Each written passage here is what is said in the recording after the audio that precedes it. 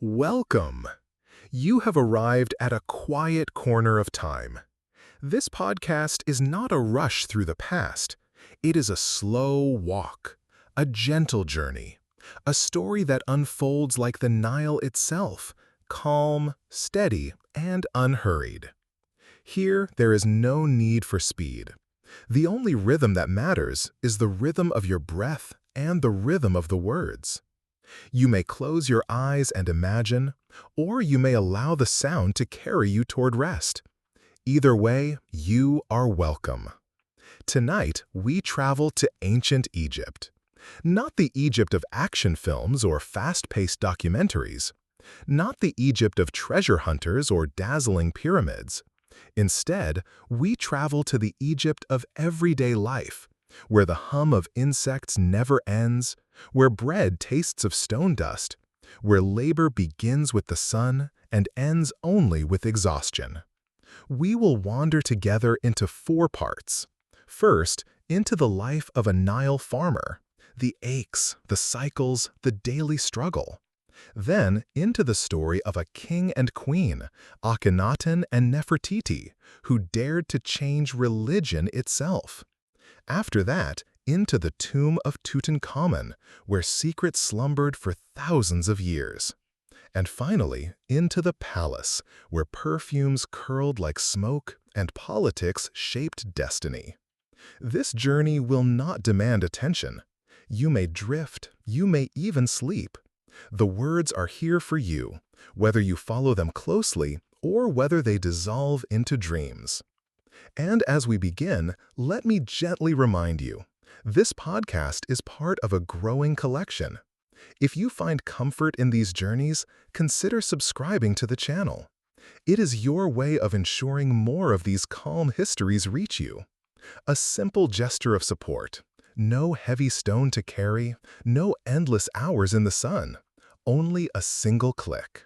Now, breathe. Let your body soften. Let the weight of the day begin to fade, and join me as we step into the world of ancient Egypt. Segment 1. Why it sucked to be a Nile farmer. Imagine yourself thousands of years ago, living not in a palace of stone, not in the painted halls of a temple, but in a modest home built of mud brick. Your house stands close to the Nile because all life here depends upon that river. Its waters are both gift and threat. Without it, there is only desert, endless and lifeless. With it, there is hope, but also fear, for too much water or too little may destroy you. You wake before dawn. The cool air still lingers, a fragile gift that will soon be swallowed by heat. You rise from a mat woven of reeds. The floor beneath you is hard. The walls are rough.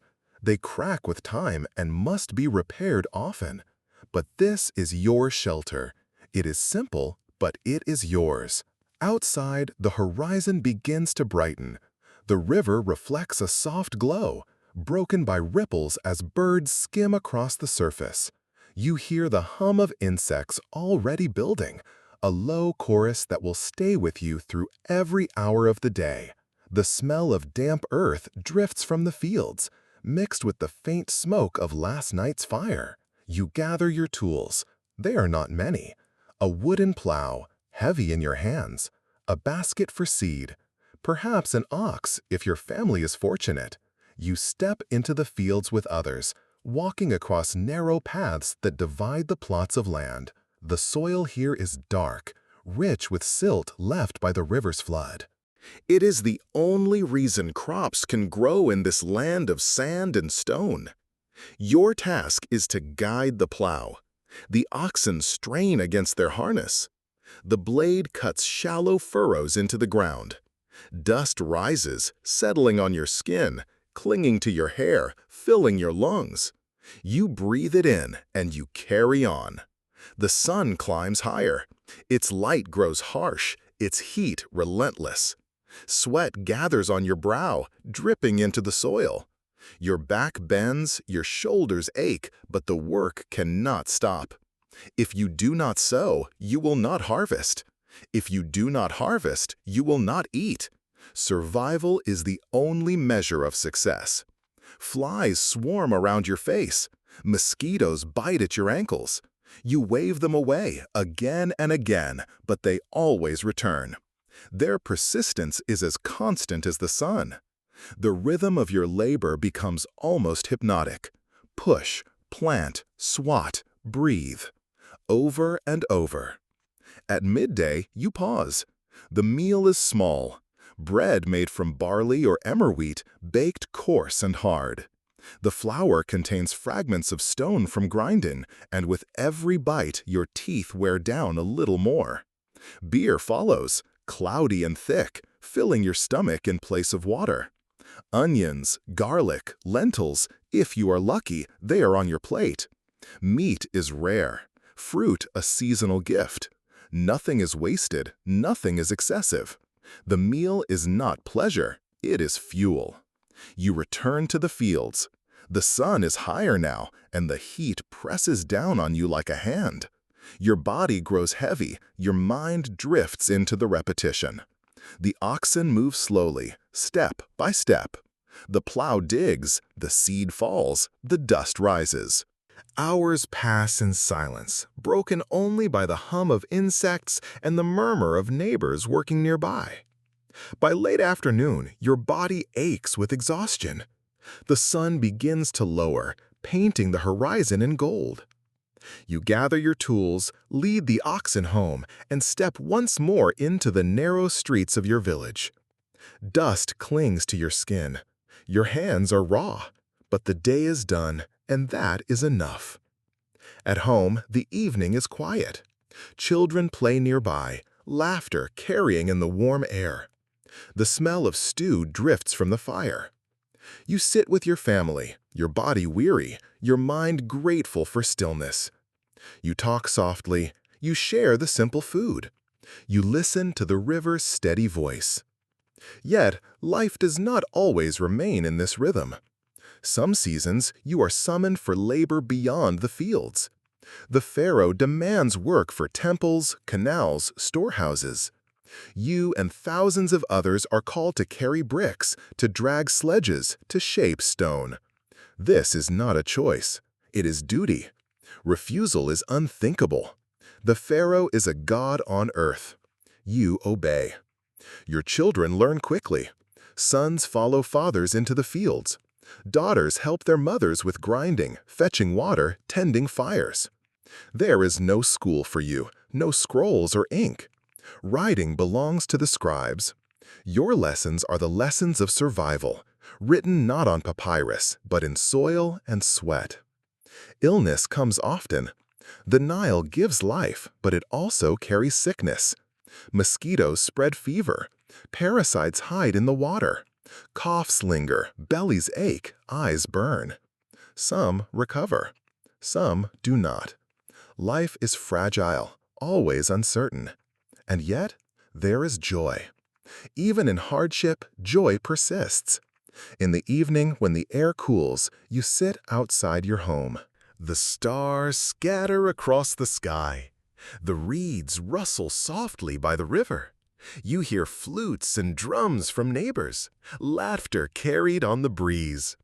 On festival days, you walk together to temples, carrying offerings of bread, beer, flowers. The priests chant, incense curls upward, drums echo.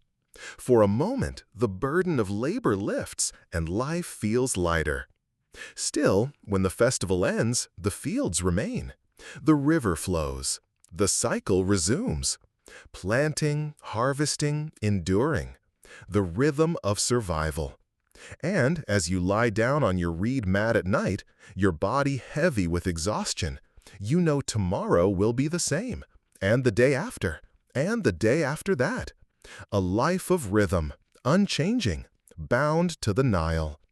Night falls, and with it comes a different rhythm. The heat of the day gives way to cooler air, but the insects remain. Mosquitoes hum in the dark, drawn to the warmth of your skin. The Nile reflects the moonlight, silver ripples carrying the sound of frogs croaking along its banks.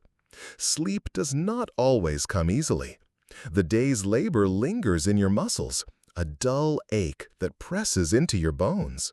You shift on your mat, listening to the quiet movements of your family, the cough of a neighbor, the distant call of night birds. Tomorrow will be the same, and so will the next day.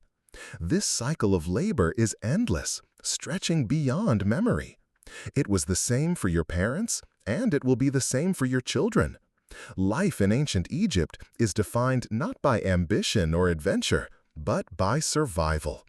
There are seasons to this survival. The flooding season, called Akhet, brings change.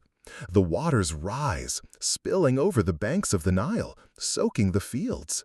Your village watches and waits, measuring the flood carefully. Priests mark the level on stone records, for the size of the flood determines the fate of the year. Too high, and destruction comes.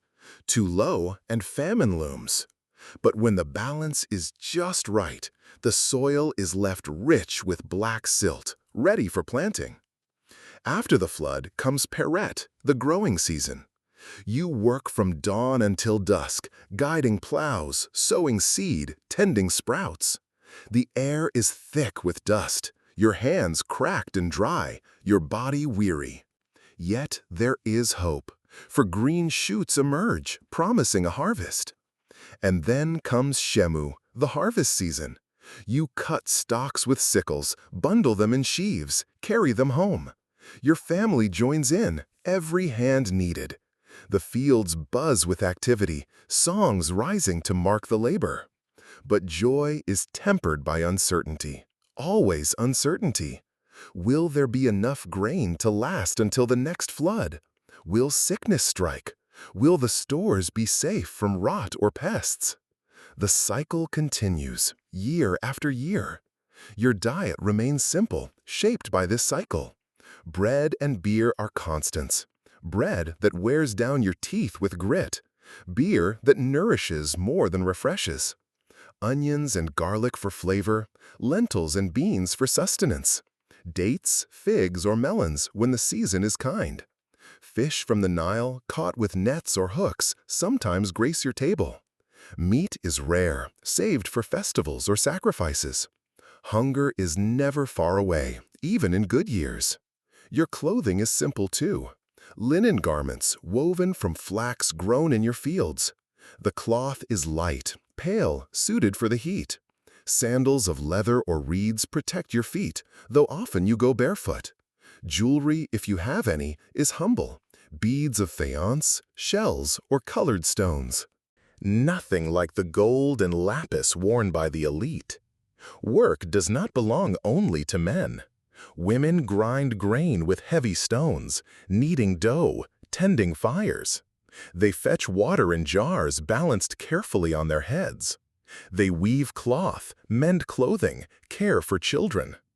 Their labor is constant, invisible, yet essential. Without it, survival would be impossible. Children play, but they also work. They herd goats, chase birds from crops, carry water, help in small tasks. They learn early that life is labor. Play is fleeting. Responsibility comes quickly. Few escape it. Illness, too, is part of this life. The Nile is generous, but it hides dangers.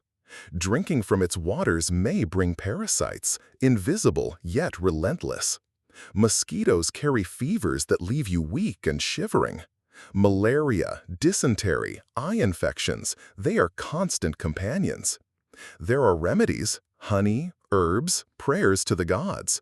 But cures are uncertain. Death is always near. And yet, you endure. You endure because there is no alternative.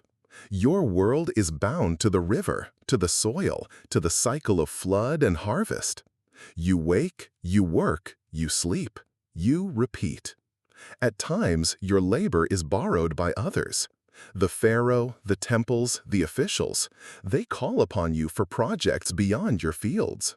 Canals to guide the Nile's waters, temples to honor the gods, tombs for kings and nobles. You join long lines of laborers, carrying stones, hauling sledges, mixing mud for bricks. The sun burns just as fiercely here as in the fields. Your body aches just as deeply. And yet, you go, for it is required. The pharaoh is divine, and his commands are absolute. Festivals break this rhythm, offering moments of relief. On those days, you gather with your village, walking together to the temple. Priests chant hymns. Incense drifts into the air. Statues of the gods are carried in procession, shimmering with gold and color. You clap, you sing, you drink beer until your head spins. For a few hours, you forget the toil of the fields. For a few hours, life feels lighter, brighter. But festivals end. The gods return to their sanctuaries. The music fades. And the next morning, you return to the fields once more. Still, you find comfort in the small things. The laughter of your children. The cool touch of the Nile's breeze at sunset. The sound of birds returning to the river at dusk. The stars scattered across the night sky, vast and eternal. These moments remind you that though life is hard, it is also filled with beauty. As you lie down to sleep, your body heavy with weariness, you wonder if tomorrow's flood will be kind. You wonder if your children will know hunger, or if the gods will bless your harvest. You close your eyes, listening to the river's quiet murmur. The Nile has been here before you, and it will remain long after you.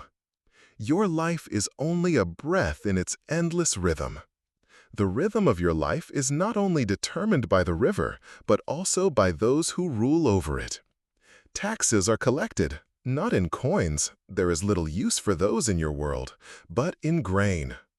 Officials arrive, scribes at their side, tallies marked onto papyrus scrolls. They measure your harvest, carefully, taking a portion for the state, for the temples, for the pharaoh himself.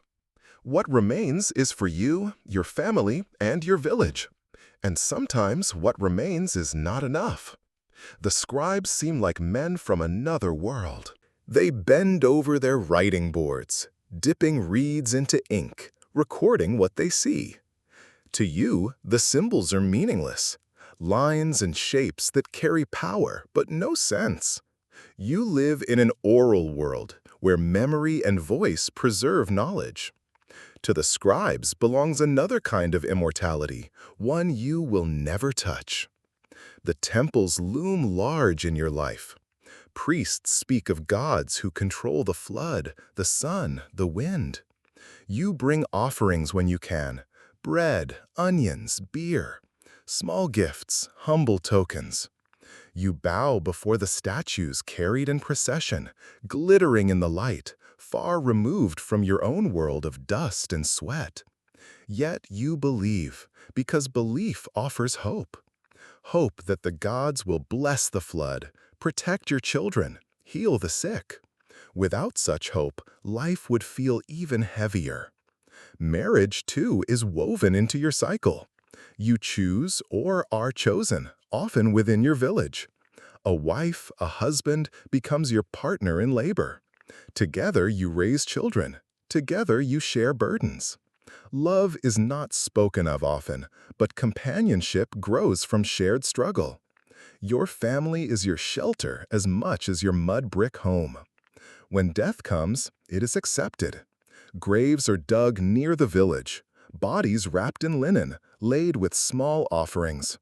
The wealthy may have tombs, painted walls, golden treasures. You have only a simple resting place, but even this carries meaning. You trust that the gods will guide your soul to the next world. The Nile will continue. Your children will remain. Life flows on as steady as the river itself. Let us pause here and reflect on how different this life was from yours today. No clocks, no machines, no screens. Only the sun, the soil, the river. Only the rhythm of labor and survival. It was a hard life, and often a short one. And yet, it was the life that built a civilization remembered for thousands of years. Without the hands of farmers, there would have been no pyramids, no temples, no kings. The grand stories of pharaohs stand upon the weary shoulders of men and women who bent over fields, who endured heat and hunger, who lived and died in rhythm with the Nile. And as you think of them, imagine yourself once more at the river's edge. The sun has set. The water glows faintly in the starlight. The reeds whisper. The insects sing. You sit with your family, bread in hand, beer in cup, children at your side. The world is quiet for a moment before the cycle begins again. This was life for most Egyptians. Not the glitter of gold, but the grind of survival. Not the glory of battle, but the toil of farming. This is what it meant to live in the shadow of the Nile. Now, before we move forward to our next story, let me speak to you here and now. You are listening because you love history, or because you seek calm, or perhaps both. And if you find peace in these words, if you find comfort in this slow unfolding of the past, I invite you to support this journey. Subscribe to this channel so that more nights, more stories, more calm histories can reach you. It is the simplest way to keep this river of words flowing. And if your eyes are heavy, if sleep is near, let that be your gift instead. Close them and drift. Let the Nile carry you softly onward. Segment 2. The Reign of Akhenaten and Nefertiti. Imagine yourself leaving behind the dusty lanes of the farming villages, where men and women bend endlessly over fields, where the sound of insects is never far, and where the smell of damp earth clings to the skin. Imagine walking away from that rhythm of survival and moving slowly, steadily toward a different world. This world is filled not with rough baskets and wooden plows, but with incense, painted walls, and courtyards open to the brilliant sun.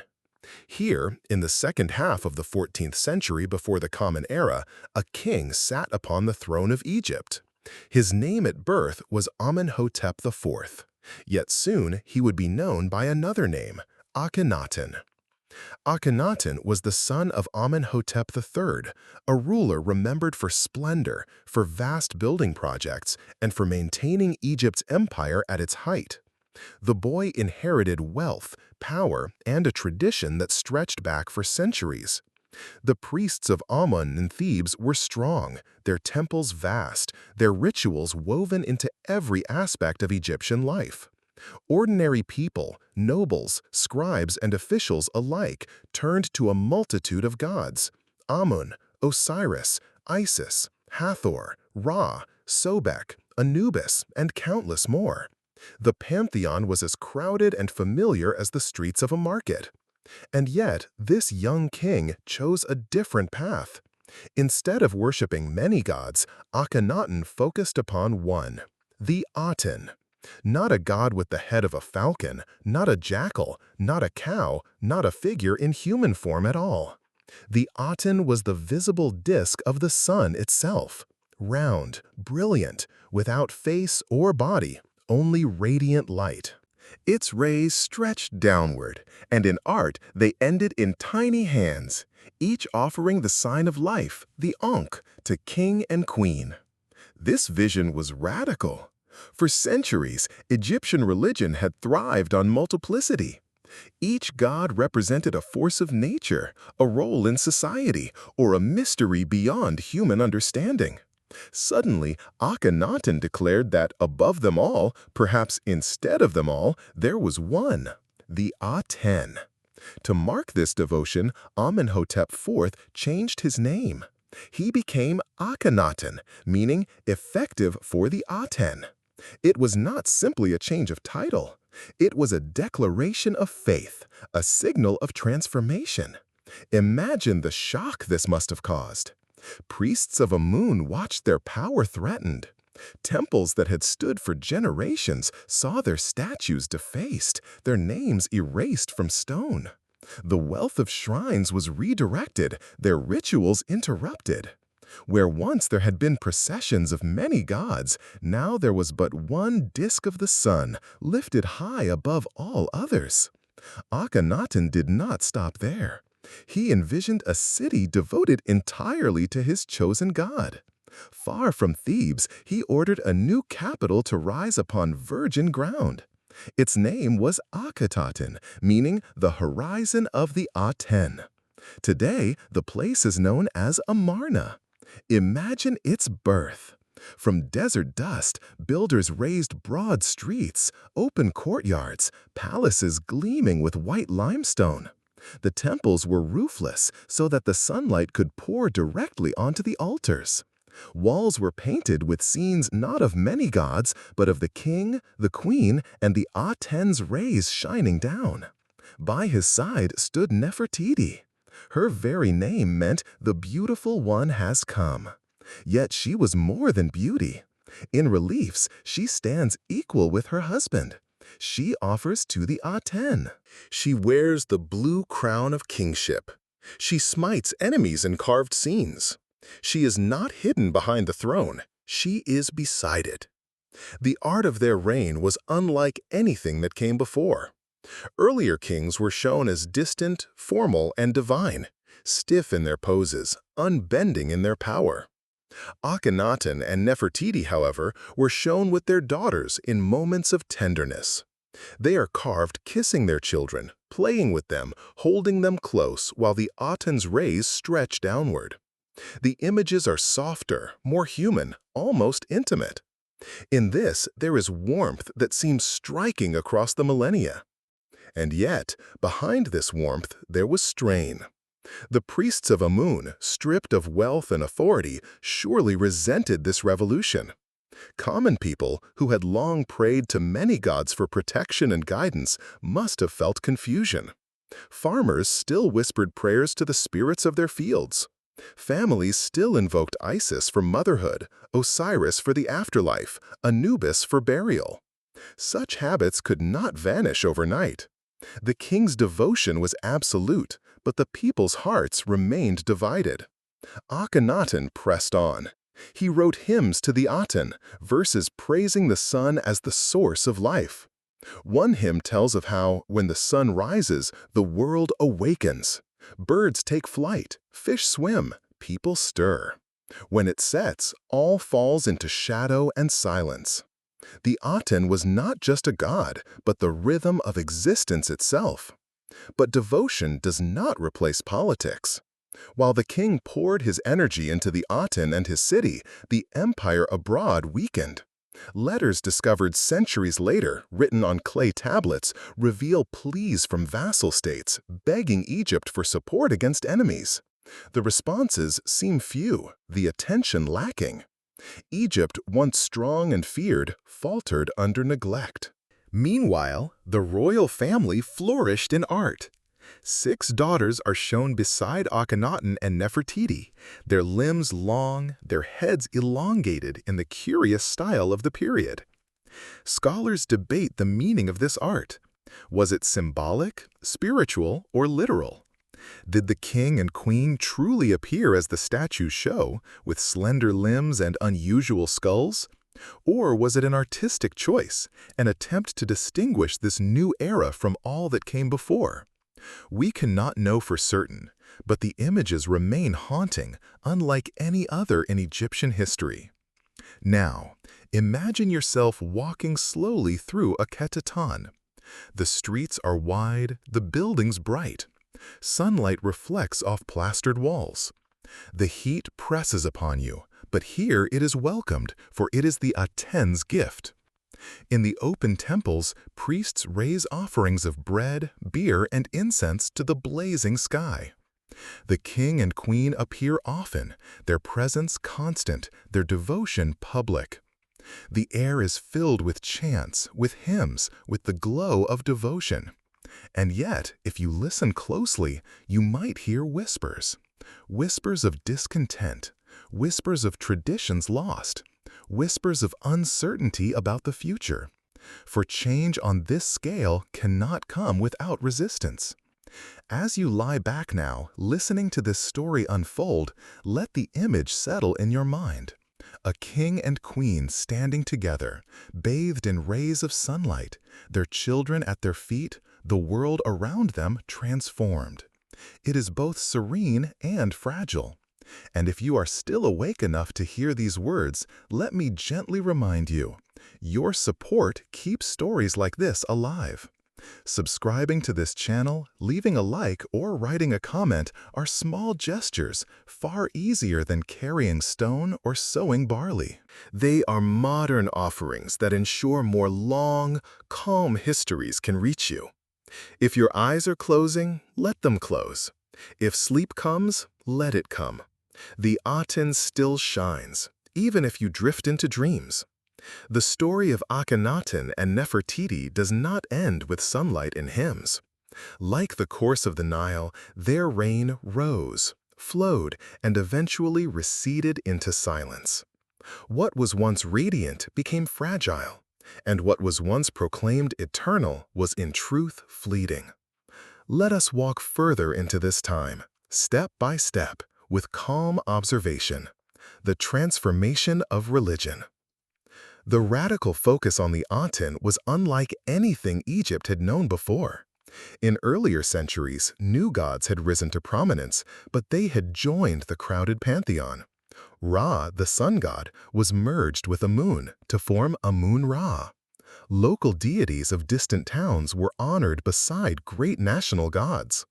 Religion in Egypt had always been additive, inclusive, layered like the silt of the Nile. But Akhenaten's vision was different. It was not additive. It was subtractive. Imagine the experience of a villager who had for generations prayed to Osiris for safe passage into the afterlife. Now, statues of Osiris were hidden, his name chiseled away. Imagine a mother who prayed to Taweret, the hippopotamus goddess, for protection in childbirth. Suddenly, her goddess was no longer to be honored. Instead, the Aten was to be praised for all blessings. Such shifts are not made in silence. Even if records do not tell of revolt, there must have been confusion, quiet resistance, and private persistence of the old ways. Religion is not erased with a decree. It is carried in memory, in households, in whispers. And so, while Akhenaten proclaimed the Aten as supreme, the people surely continued in their hearts to call upon other names. This tension hummed beneath the surface of his reign, like a note beneath a melody, faint but persistent. The Amarna birth style. Equally radical was the art of this age. When we think of Egyptian art, we often picture stiff figures, heads in profile, shoulders frontal, bodies idealized, proportions unchanging. But during Akhenaten's reign, the forms shifted. Reliefs show the king with elongated skull, narrow chest, wide hips, and full lips. The queen, Nefertiti, is depicted in similar style. Their daughters are shown with playful gestures, climbing onto laps, reaching for their parents, tugging at jewelry. Scenes show affection, tenderness, even vulnerability. It is tempting to imagine this means the royal family was unusually close, unusually human. But perhaps it was also deliberate symbolism, a way to show that under the Aten, even the king and queen were bathed in warmth, not distant but near. The art emphasizes their humanity, yet also their uniqueness.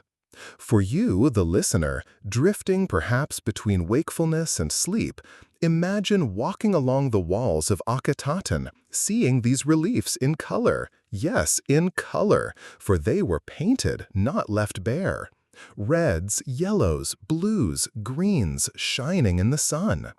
Imagine the rays of the Aten stretching downward in gold paint, ending in delicate hands, holding ankhs, touching the noses of king and queen, giving them breath. The imagery is both repetitive and soothing, like a chant. Political neglect. But while art flourished and religion transformed, politics faltered. Egypt's empire stretched far beyond its borders, into lands of Canaan and Syria. Vassal kings sent letters begging for troops, for gold, for aid against enemies. These letters survive, written in Akhetaten on clay tablets, known today as the Amarna letters. They reveal a picture of neglect. The great power of Egypt was distracted, its attention fixed inward upon religion and devotion rather than outward upon diplomacy and empire. For centuries, pharaohs had been warriors, generals, statesmen. Akhenaten seemed instead to be a visionary, perhaps even a dreamer. His dream was brilliant but fragile, and empires cannot live upon dreams alone. Nefertiti's role. Beside Akhenaten, Nefertiti's presence remained striking. Rarely in Egyptian history does a queen appear so prominently, so equally. She is shown not only in domestic scenes, but in scenes of ritual and power. Some scholars believe she may even have ruled briefly after Akhenaten's death, under another name. The famous bust of Nefertiti, discovered in 1912 in the ruins of Amarna, captures her beauty with serene precision. Her long neck, delicate features, and tall blue crown have become icons of Egypt. Yet beyond the bust lies the reality. She was a partner in one of the most radical experiments in Egyptian history. When you think of her, do not imagine only the quiet face in a museum. Imagine her standing beneath the blazing sun, lifting offerings to the Aten, chanting hymns, ruling at her husband's side, raising daughters in a court filled with new rituals. She was both symbol and power, both beauty and presence. The end of the experiment. But all visions meet their limits. Akhenaten's devotion did not outlast his life. He ruled for 17 years. Then he vanished from history. We do not know the details. Illness? Conspiracy? Natural death? His body was not found in a marked tomb.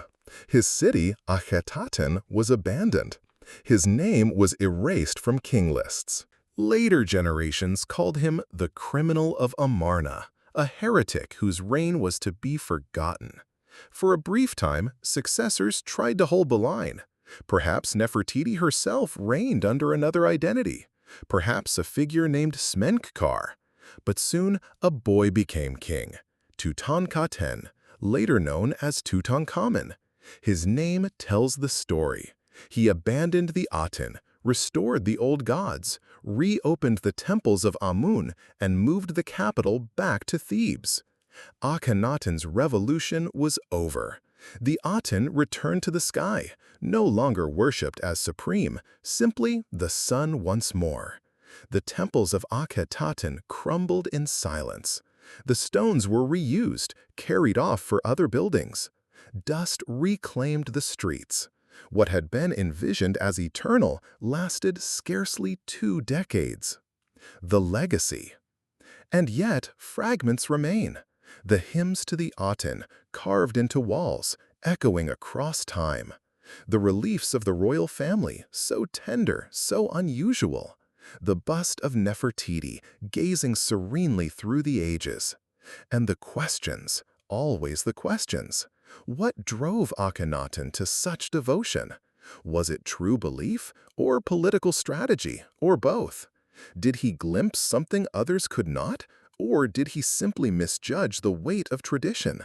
We cannot know. History leaves us fragments, not answers. And in those fragments our minds wander, just as yours may wander now, drifting gently toward rest. Reflection for the listener. As you breathe softly, imagine the city of Akhetaten in its prime. White walls gleaming, open temples filled with light, priests lifting offerings, children laughing in courtyards. The king and queen, hand in hand, their faces turned upward toward the blazing disk. For a moment it seems eternal, and yet, like all things, it passes. This is the rhythm of history. Rise, flourish, fade. Like the Nile's flood, like the setting sun, like the breath you take now. And here, let me remind you, if you are awake, if your eyes are still open, supporting this channel is how we keep such stories alive. A simple subscription, a quiet like, a thoughtful comment. Small gestures, but powerful. Easier than building a city in the desert, easier than changing the heavens. Your support ensures more calm journeys through time will reach you, night after night. If you are drifting, let that be enough. If sleep is near, let it come. The Aten will rise again tomorrow, whether you wake to see it or not. Segment 3. The Tomb of Tutankhamun. Imagine yourself stepping quietly into the Valley of the Kings. It is a place of silence. The cliffs rise high above, carved by time into shapes both harsh and graceful. The sun beats down upon pale rock, and the air shimmers with heat. No rivers run here, no fields grow. It is a land of stone and shadow, chosen by pharaohs for their eternal rest. For centuries, kings of Egypt had been buried in this valley. Hidden tombs were cut deep into rock, decorated with scenes from sacred texts, filled with treasures meant to accompany the dead into eternity. And yet, tomb after tomb was plundered. Thieves found their way in, searching for gold, leaving behind dust and emptiness. By the early 20th century of our era, many scholars believed the valley held no secrets left.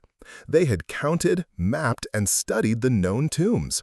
They assumed the rest were lost to time, destroyed, or looted beyond recognition. But then a door opened, a sealed door, and behind it lay one of the most extraordinary discoveries in history, the tomb of a boy king, Tutankhamun. The Boy King. Tutankhamun is one of the most famous names in the world today, but during his lifetime, he was a minor pharaoh. He came to the throne as a child, perhaps only 9 years old, after the death of Akhenaten and the collapse of the Aten revolution. His original name, Tutankhaten, meant living image of the Aten. But soon, to align with the restored religion, his name was changed to Tutankhamun, living image of Amun. Imagine the weight placed upon such young shoulders. A boy, scarcely more than a child, suddenly placed upon the throne of Egypt. He was guided, perhaps controlled, by powerful advisors and generals. His reign lasted only about a decade. He died around the age of 19. In life, Tutankhamun was not remembered as a great conqueror, nor as a builder of vast monuments. His reign was short, his deeds modest. But in death, he became immortal, not for what he achieved, but for what survived. His tomb remained hidden, nearly intact, sealed away while others were plundered.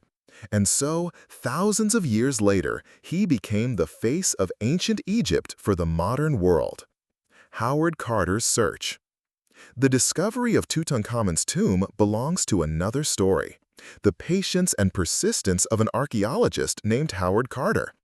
Carter worked in Egypt for decades, painting, excavating, cataloging.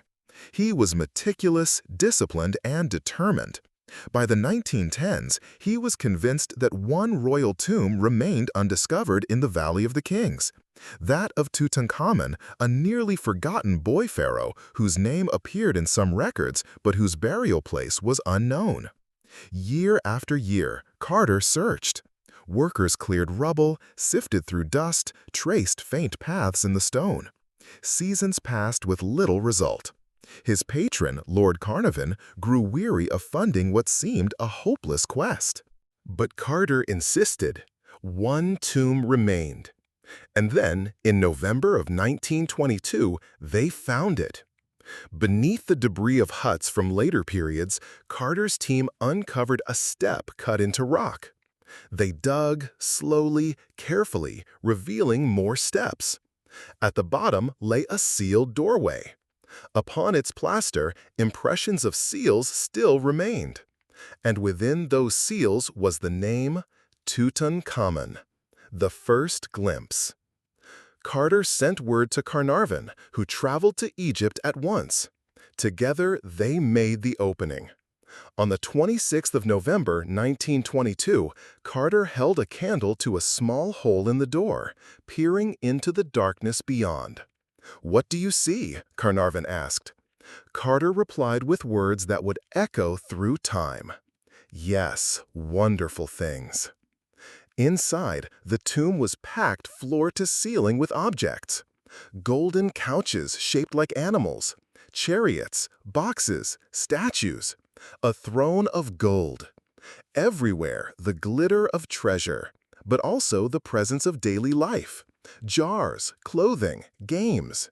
It was as though the young king's world had been frozen in place. 4 chambers made up the tomb.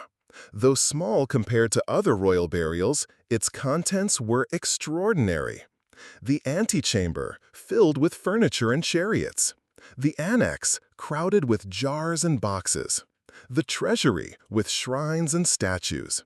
And the burial chamber, where the king lay within nested coffins, the innermost of solid gold, his face covered by the now iconic golden mask. The mask. Pause for a moment and picture it. The mask of Tutankhamun, gleaming in gold. Its features serene, youthful, idealized. The eyes lined with obsidian, the brows in blue. The lips calm, the headdress striped with gold and lapis lazuli. On his brow rest the cobra and the vulture, symbols of Lower and Upper Egypt. Upon his chin, the braided beard of divinity. It is perhaps the single most famous artifact of ancient Egypt, a face that has stared across millennia. And yet, it was not meant for our eyes. It was made for eternity, for the afterlife, for the journey of a boy king into the realm of Osiris. Imagine Carter, his team, and the modern world beholding it for the first time after thousands of years in darkness. The silence of centuries broken by a flickering candle. The breath of the past exhaled once more. The curse. With discovery came stories. Rumors spread of a curse upon the tomb, a vengeance for those who disturbed the king's rest. Lord Carnarvon died soon after the opening from an infected mosquito bite, and newspapers carried sensational tales. Others in the team faced misfortunes, illnesses, accidents. The legend of the curse of the pharaohs grew, captivating imaginations around the world. In truth, most who entered the tomb lived long lives. The curse was more story than fact, more reflection of human fear than historical reality. But the idea remains powerful. For sleep, for dreamers, for listeners like you, it is a reminder that death and mystery always surround ancient Egypt, whispering in the silence of tombs. Immersive reflection. Now, as you breathe calmly, imagine standing in that small chamber, crowded with treasures. The air is heavy, still, untouched for centuries. The smell of resin lingers, faint but present. Dust lies thick upon gilded wood. Your candle flickers, and gold gleams in the shadows. You feel the weight of time pressing in, the presence of lives long gone, the silence of a boy king who never reached manhood. It is not frightening. It is solemn. It is quiet. It is eternal. You walk slowly, carefully, observing each detail.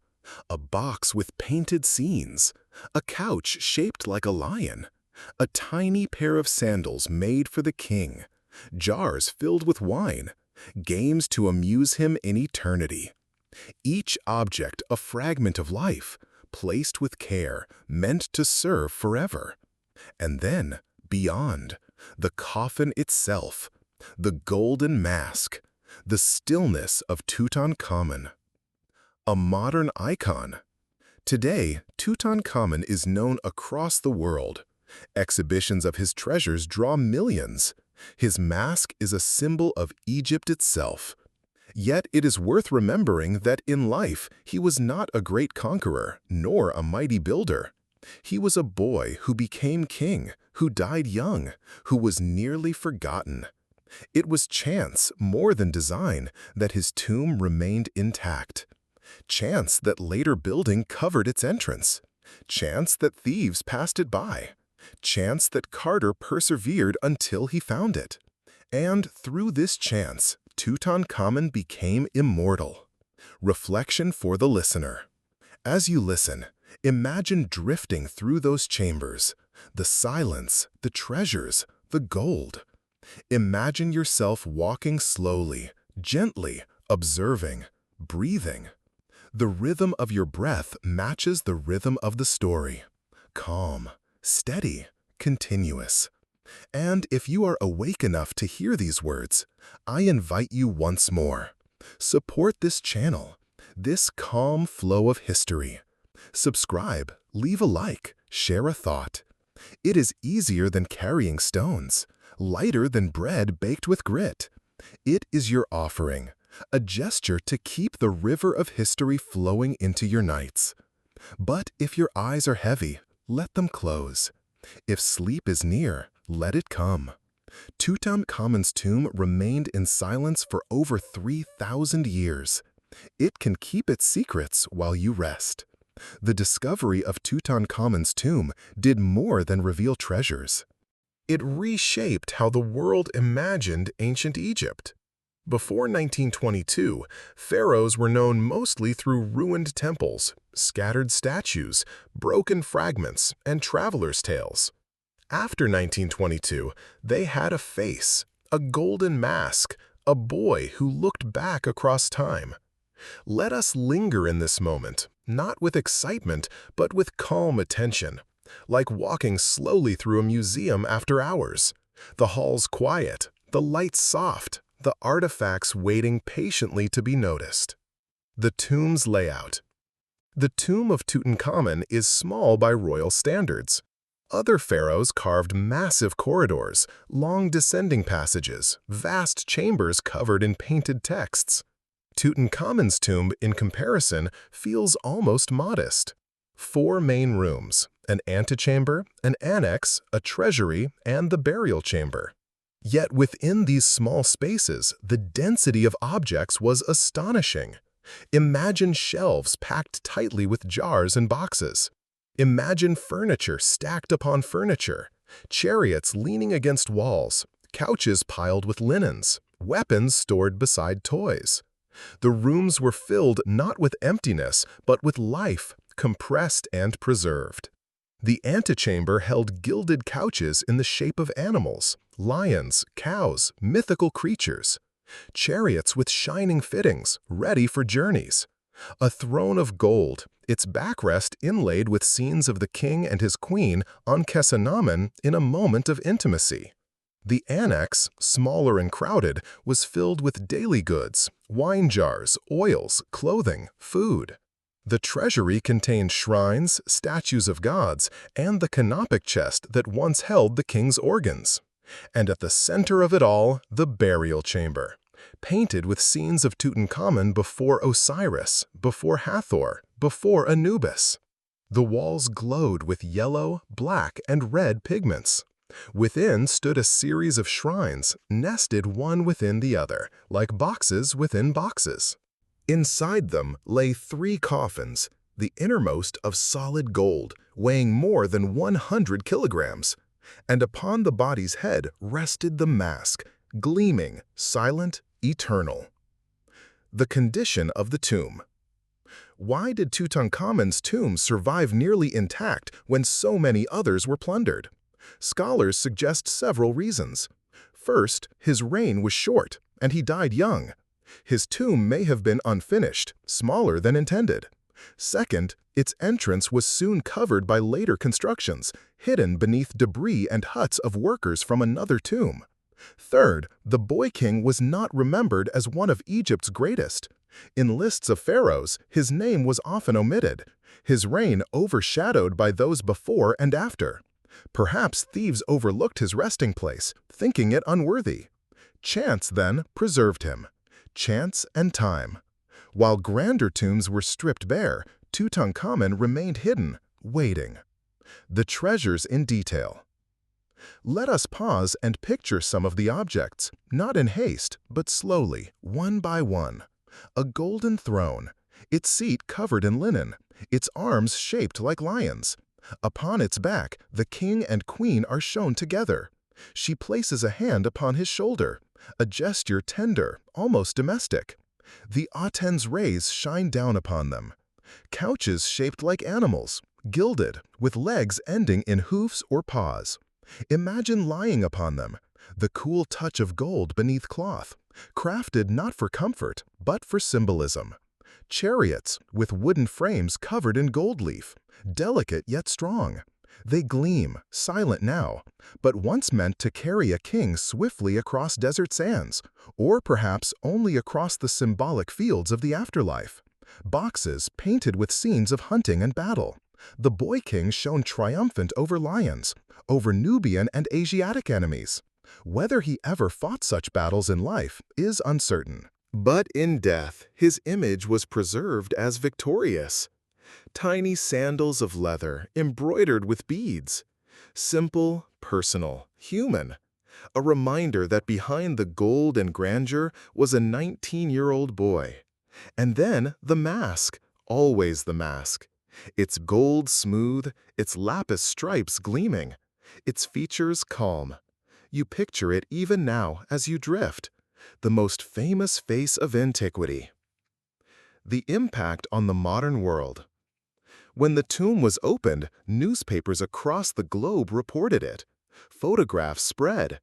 The treasures traveled in exhibitions.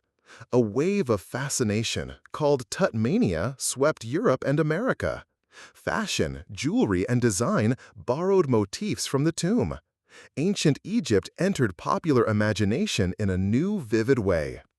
Tutankhamun, forgotten in antiquity, became a modern celebrity. His name, once obscure, became known in every language. Schoolchildren learned it. Artists painted it. Filmmakers invoked it. The boy king became a symbol of mystery, of wealth, of the allure of the past. And yet, it is important to remember that in life, he was fragile. His body, studied by scientists, shows signs of illness, of deformities, of injuries.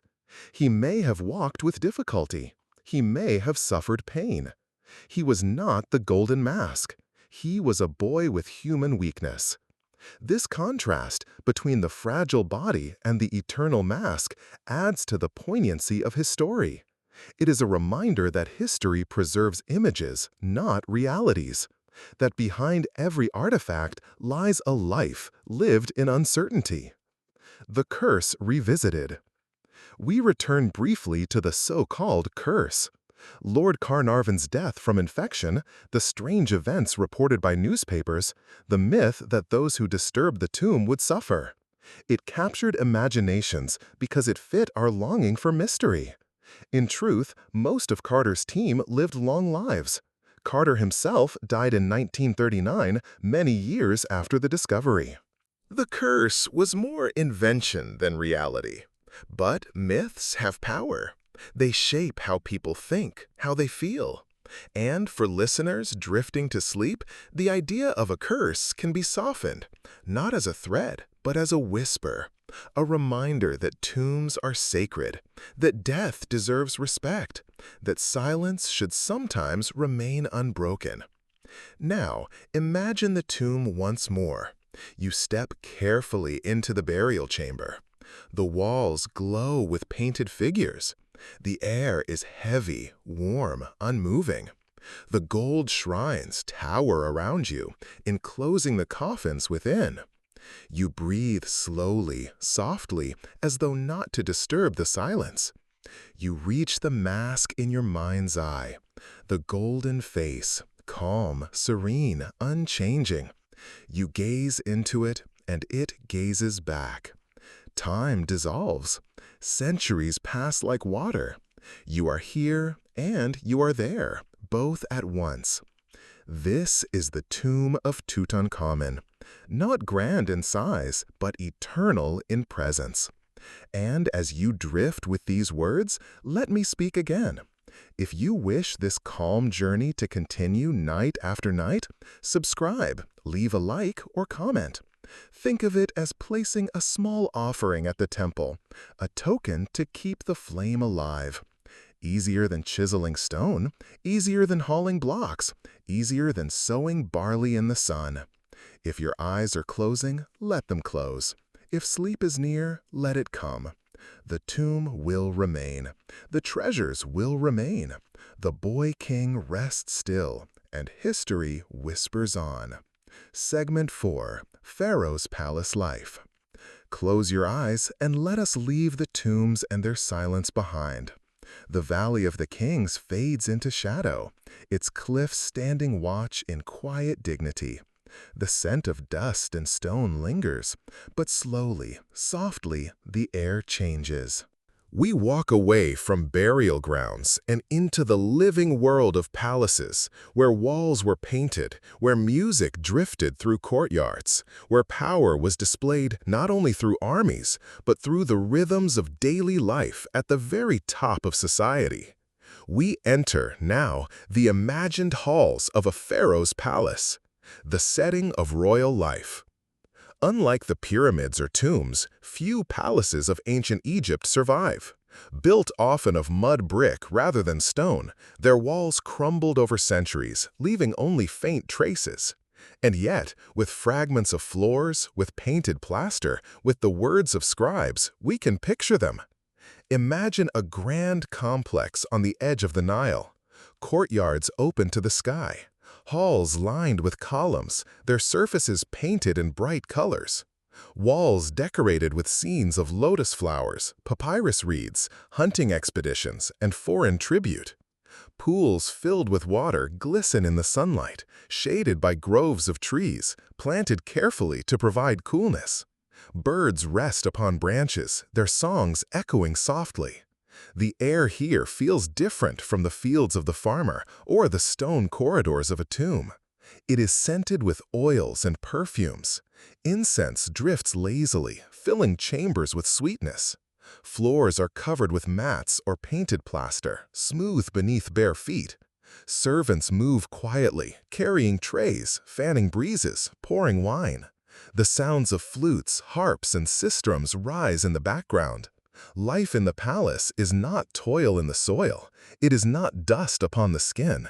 It is a rhythm of ceremony, of luxury, of order, designed to display the pharaoh's greatness. The pharaoh's image. To the Egyptians, the pharaoh was not simply a king. He was divine. He was the living Horus, the son of Ra, the mediator between gods and men. His presence radiated more than authority. It carried sacred weight. Imagine the daily rituals. At dawn, priests approached his chambers, chanting hymns to awaken him. He was bathed, anointed with oils, clothed in linen robes, adorned with jewelry of gold and lapis. Crowns waited. The white crown of Upper Egypt, the red crown of Lower Egypt, the double crown uniting both lands. Each piece was symbolic, each gesture part of a cosmic order. When the pharaoh appeared, it was not merely a man walking, it was a god revealed. Courtiers bowed, servants prostrated themselves, foreign emissaries trembled. His words carried the authority of eternity. And yet, behind this image, he was human. He ate, he drank, he laughed, he grew weary. But these aspects were hidden from the masses. To them, he remained distant, untouchable, radiant as the Aten or Ra himself. Food and feasts. Let us pause and imagine a royal meal. The farmer's bread was coarse, their beer thick, their meals plain. In the palace, bread was fine, sifted to remove grit, baked with care, sometimes flavored with honey or sesame. Beer was brewed as well, but wine was also poured, red and sweet, brought from vineyards in the delta or from foreign lands. Tables groaned with roasted meats, beef, lamb, goose, duck. Fish from the Nile, grilled and seasoned. Vegetables, onions, garlic, leeks, lentils, beans appeared in abundance alongside fruits, dates, figs, grapes, melons, pomegranates. Bowls of honey cakes and pastries sweetened the end of a meal. Servants carried trays of delicacies. Musicians played softly as courtiers reclined. The pharaoh sat at the center, surrounded by family, nobles, and honored guests. Conversation flowed, voices rising in laughter, then falling to whispers of politics. For a farmer, a festival might mean onions and beer. For a palace, every day could be a festival of food, perfume, and luxury. The palace was filled not only with food, but with scents. Egyptians valued perfume highly. Oils of myrrh, frankincense, lotus, and cedar were stored in alabaster jars, their fragrance lingering in the air. Imagine a servant approaching, pouring a small amount onto your hands, rubbing it gently into your skin.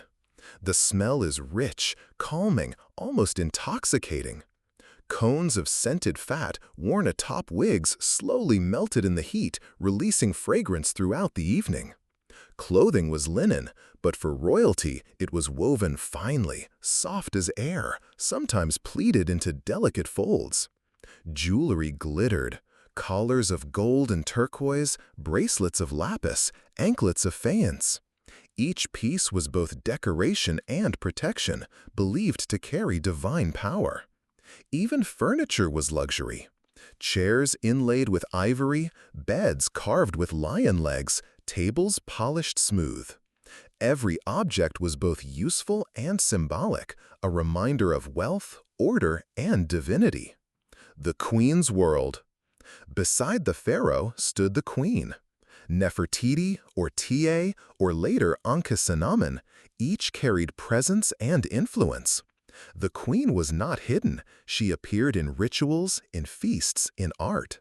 She too wore crowns, jewelry, and linen of the finest weave. Her chambers were filled with mirrors of polished copper, boxes of cosmetics, malachite for green eye paint, galena for black coal, red ochre for lips.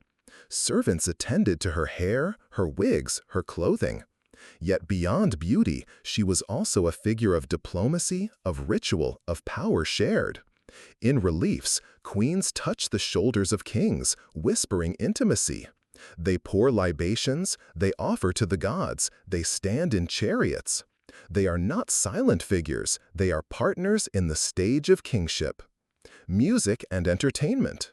The palace echoed with music. Harps plucked softly, flutes sang gently, sistrums rattled rhythmically. Dancers moved gracefully, their bodies adorned with jewelry that caught the torchlight. Acrobats performed, tumbling, balancing, twisting. Storytellers recited tales of gods and heroes, their voices rising and falling in hypnotic rhythm. At feasts, these entertainments filled the hours. Guests drank, laughed, applauded. The air shimmered with energy, yet also with order. For everything, even joy, served a purpose, to display the power and wealth of the pharaoh. Immersive reflection. Pause and imagine yourself lying upon a couch in a shaded courtyard. The air is warm but cooled by a nearby pool. Servants bring figs and cool wine. Music drifts softly, blending with the rustle of palm leaves. You look upward, and painted ceilings glow with stars, with flowers, with the wings of vultures spread protectively above. It is a life distant from the fields, distant from toil, distant from hunger.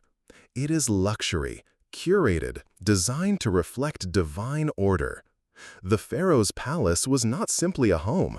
It was a stage, a symbol, a reflection of eternity brought into daily life. A gentle CTA. And as you listen, perhaps imagining yourself in that courtyard, let me whisper a reminder.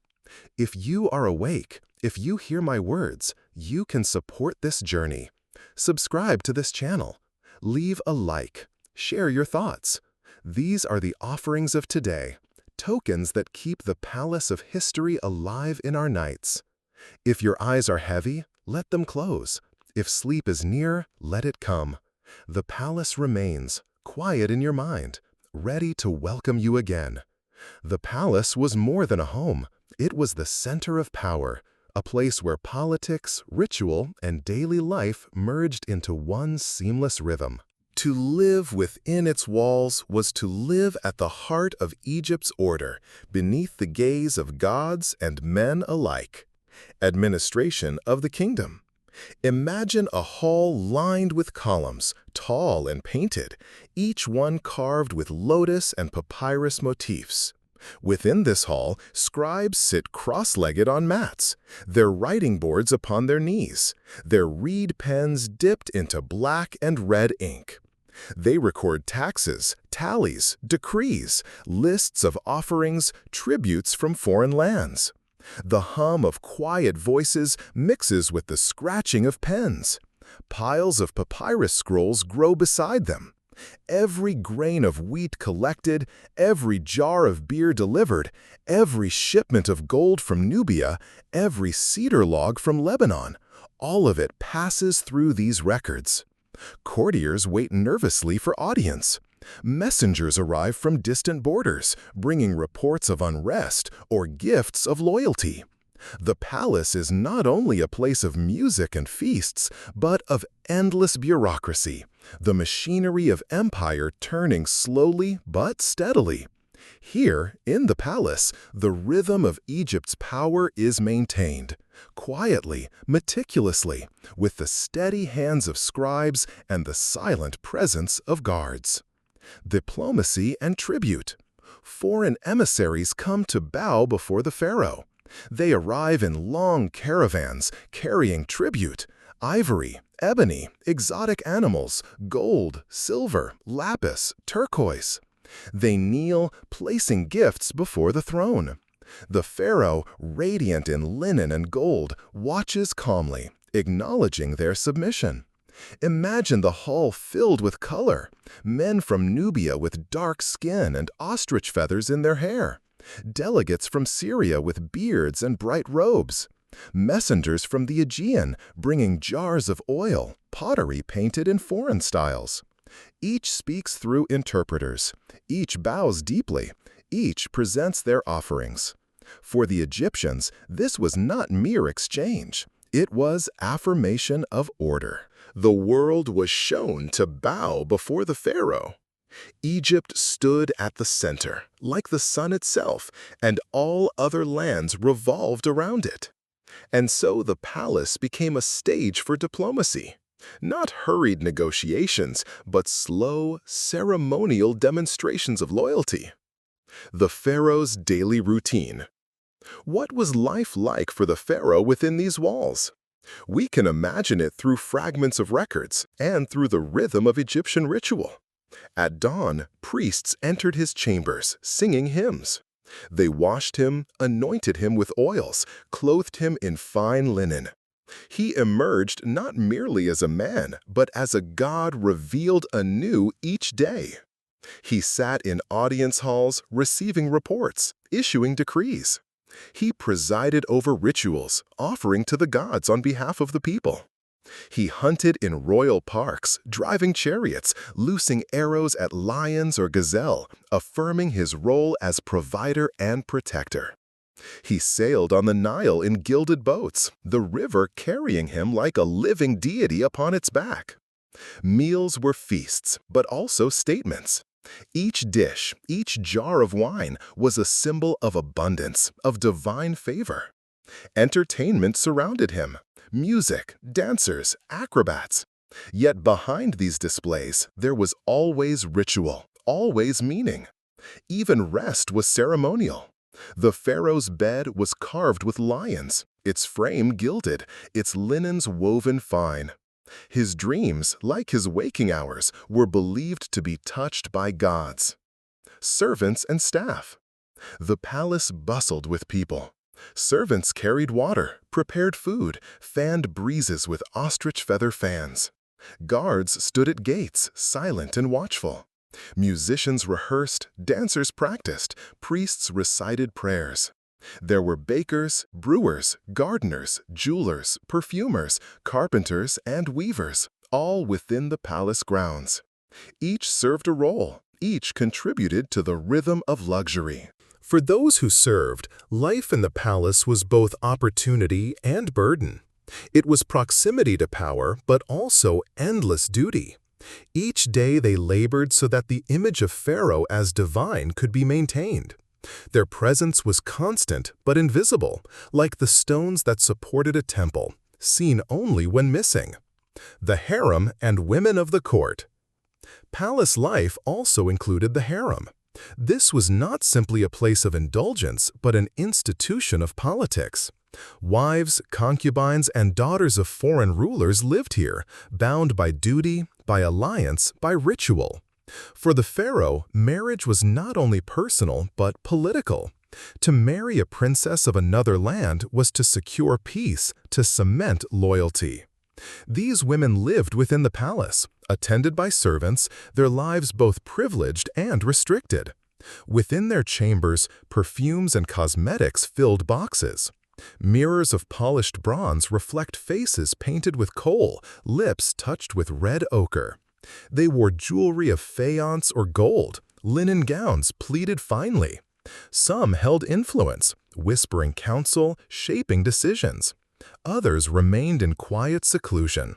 The harem was both sanctuary and cage, a place where politics intertwined with beauty. Religion in the palace. The palace was also a temple in miniature. Daily rituals honored the gods. Offerings of bread, beer, wine, incense, and flowers were made in chapels within the grounds. Priests recited hymns, musicians played sacred songs, dancers performed ritual movements. The pharaoh himself took part. He was the high priest of every cult, the mediator between gods and men. When he lifted offerings, it was Egypt itself that prayed. When he bowed, it was the nation that showed reverence. Religion was not separate from palace life. It was woven into every gesture, every feast, every word. To live in the palace was to live in ritual, surrounded always by sacred meaning.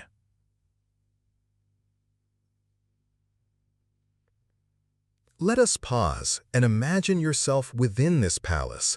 You sit in a shaded courtyard. A pool reflects the sky, lotus blossoms floating gently. Palm trees rustle in a warm breeze. Musicians pluck harps nearby, their notes soft and steady. Servants bring cool water scented with lotus petals. The air is heavy with incense, sweet and calming. In the distance, you hear voices in a grand hall, emissaries presenting gifts, priests chanting hymns.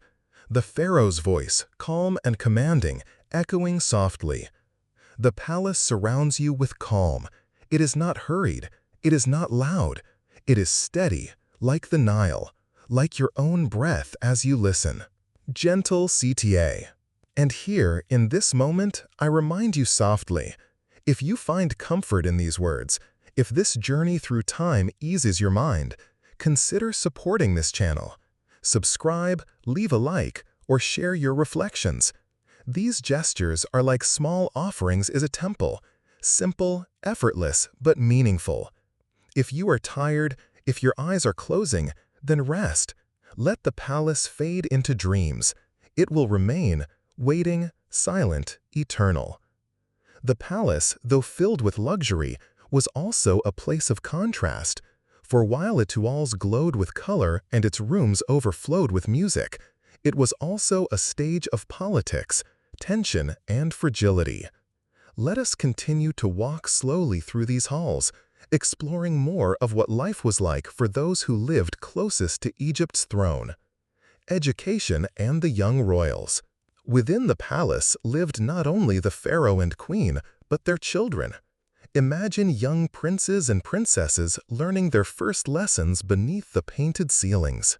Tutors taught them to read and write, guiding their small hands across sheets of papyrus. They learned hymns, mathematics, and the lore of their ancestors. Servants hovered close, carrying trays of food, adjusting clothing, fanning breezes. Guards stood silent in corridors, ensuring safety. The young royals played with toys, balls made of leather, dolls of wood, miniature animals carved from ivory. They chased one another through courtyards, their laughter echoing against walls painted with solemn gods. But from the earliest age, they were also taught duty. Sons were trained to ride chariots, to hunt, to hold bows. Daughters learned ritual gestures, how to stand beside a throne, how to honor gods. Childhood was brief, responsibility arrived quickly. The contrast with commoners.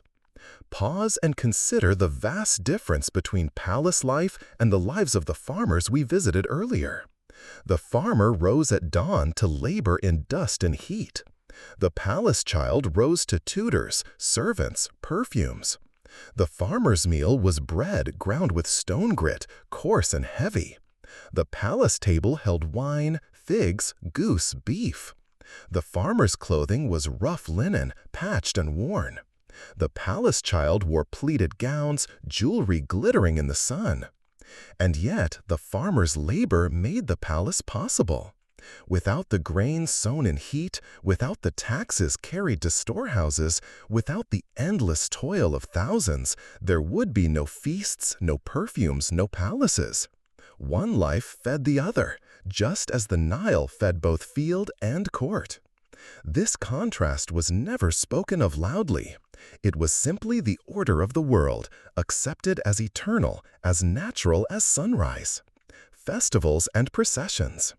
Palace life was also marked by great festivals. Imagine a day when the pharaoh left his palace to appear before the people. He rode in a gilded chariot, drawn by horses whose manes were braided, whose harnesses glittered with gold. Trumpets sounded, drums beat, banners waved. Crowds gathered along streets, bowing low, raising hands in praise. The pharaoh's face was serene, his robes gleaming white, his jewelry catching the sun. Behind him, nobles and priests followed, carrying statues of gods, swinging censers of incense, chanting hymns. The procession moved slowly, deliberately, each step measured. For the people, it was a rare glimpse of their king, a vision of divinity on earth. For the palace, it was ritual, a demonstration of order, a reminder that the pharaoh was not merely ruler, but God made flesh. After the procession, feasts filled the palace once more. Courtyards overflowed with food and music, nobles reclining, dancers moving gracefully. The air was thick with smoke of roasting meats, with perfume of lotus and myrrh, with sound of laughter rising like birds into the sky. Night in the palace. What was the palace like when day ended? Imagine the sun sinking behind desert cliffs, leaving the Nile glowing in twilight. Torches were lit, their flames flickering against painted walls. The air cooled, breezes drifting through open windows. Pools reflected the moon, their waters still. Inside, lamps of oil burned softly. Shadows danced across floors, across columns painted with lotus blossoms. Servants moved more slowly, their duties finished for the day. Music softened, voices lowered, conversations faded into whispers. The pharaoh and queen retired to private chambers. Their beds were raised upon carved legs, sheets woven finely, pillows filled with reeds or down. Before sleeping, they were anointed again with oils, their skin massaged with perfumed hands. Their dreams, like their waking hours, were believed to hold divine meaning. Guards patrolled quietly. Priests recited evening hymns in small shrines within the palace walls, and beyond, the city slept. Farmers dreaming of fields, craftsmen of tools, children of games. The palace stood silent, a beacon of power even in darkness. Fragility of luxury. And yet, beneath the calm, fragility lingered. The palace was strong, but not eternal. Mud brick crumbles, perfume fades, feasts end, power shifts. The very palaces we imagine now have long since turned to dust. Only fragments remain, pieces of painted plaster, broken furniture, traces of floors. What seems eternal is always temporary. The luxury of the palace depended upon the labor of thousands, upon the flow of the Nile, upon the will of gods and the health of rulers. A famine, a rebellion, a failed flood, any could shake its foundations. The palace was grandeur, yes, but also impermanence, dressed in gold and linen. Immersive reflection. Now let yourself drift into this world. You are reclining in a shaded hall, a pool glimmering beside you. Musicians play, servants bring figs and cool water. Incense curls upward in the torchlight. The pharaoh sits nearby, serene, radiant. The queen stands at his side, graceful, adorned with jewels. Around you, nobles speak softly, laughter rises gently. The palace hums with life, but not with haste. Its rhythm is slow, ceremonial, soothing. Your breath matches this rhythm, calm, steady, unhurried. This palace exists now only in imagination, yet you walk through it in your mind.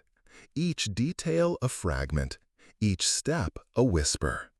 Gentle CTA and transition. And as you breathe in this calm, let me remind you once more. If you are awake enough to hear these words, you can support this journey.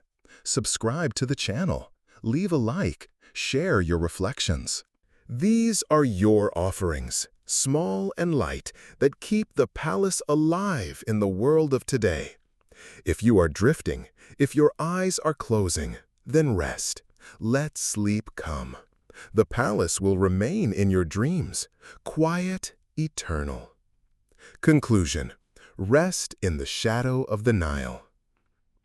And so, dear listener, we have traveled together through the shadows and light of ancient Egypt.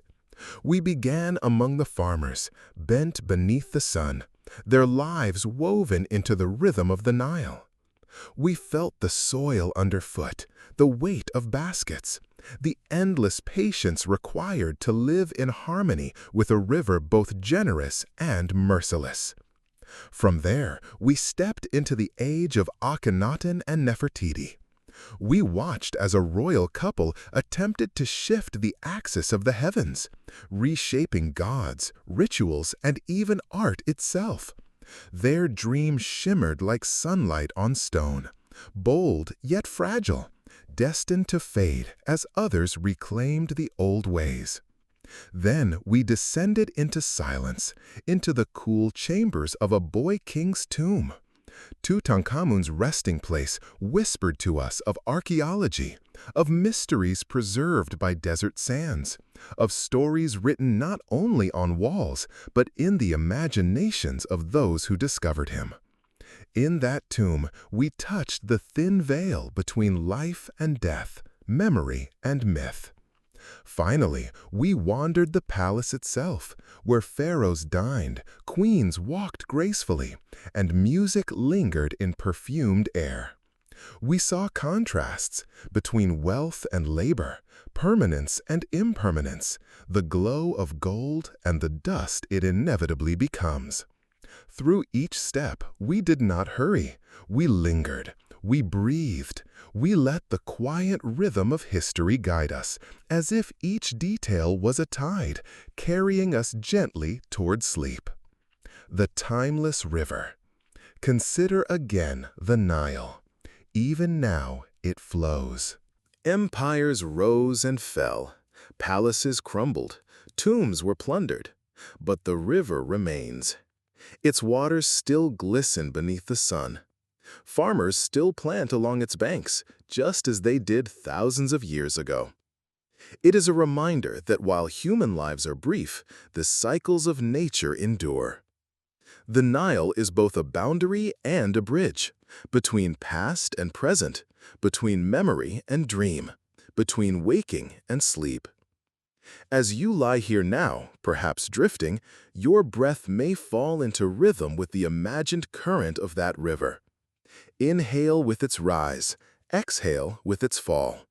Steady, eternal, calm. Reflection on fragility. The pharaohs believed themselves divine, eternal, untouchable. Yet their palaces have turned to dust, their names sometimes forgotten, their treasures scattered. The truth is gentler, more humbling. Nothing lasts forever, not even greatness. And yet, their stories remain. Their faces painted on tomb walls still gaze at us. Their prayers still murmur through hieroglyphs. Their statues, even when broken, still carry dignity. Fragility and endurance coexist. Just as your dreams tonight may vanish by morning, yet leave traces, feelings, impressions, whispers, so too does history leave echoes that never quite disappear. The comfort of distance. Why do we tell these stories in such detail, in such slow, quiet tones? Because distance brings comfort. These people lived thousands of years ago. Their struggles are not ours. Their wars do not threaten us. Their hunger does not gnaw at our stomachs. Their burdens, though heavy, rest on their shoulders, not ours. And so we can listen without fear. We can drift among their memories without urgency. History becomes a soft tapestry, a background hum, a gentle reminder that time itself is vast and our own worries small within it. A moment for you. If you are still awake, let me speak to you directly. You are part of this journey. By listening, you walk through the past with us. By imagining, you breathe life into what was nearly forgotten. And if you wish to keep traveling with us, there is a simple path. Subscribe to this channel. Leave a like. Write a comment about the moment that lingered with you most. The farmer's toil, the sun disk of Aten, the silent tomb, or the perfumed palace. Your presence helps these journeys continue. Your support ensures that the river of stories keeps flowing. But if your eyes are heavy, if your breath is slow, then rest. There is no need to move, no need to respond. The stories will wait. The Nile will still flow. The past is patient. Closing imagery. Now imagine the desert at night. The stars wheel silently overhead, vast and bright. The Nile glimmers in moonlight, dark waters flowing steadily. The air is cool, scented faintly with lotus and stone. Somewhere in that silence, a farmer sleeps on a reed mat. A queen rests beneath soft linen. A child dreams beside a flickering lamp. And you too rest. You lie within your own time, your own place, yet connected across millennia by imagination. The rhythm of breath, the flow of story, the hush of sleep. Final whisper. So close your eyes if you have not already. Let the past drift away. Let the present soften. You are safe. You are calm. You are part of a story far greater than yourself, and yet gentle enough to hold you quietly. And when morning comes, you will wake refreshed, carrying with you not the weight of ancient toil, but the peace of ancient silence. Good night, dear listener. And may your dreams be as steady as the Nile, as timeless as the stars above it.